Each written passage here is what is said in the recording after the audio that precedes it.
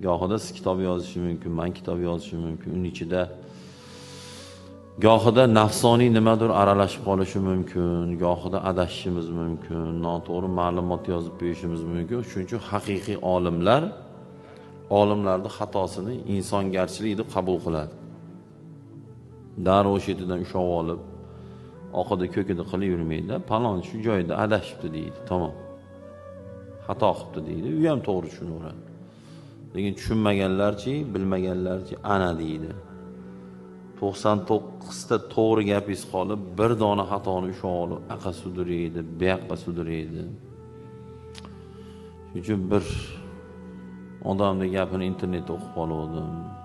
Alloh shunaqa zotki, 99 ta yomonliging, bitta yaxshiliging bo'lsa, bitta yaxshiligingni sababidan 99 ta yomonlikni yopishi mumkin.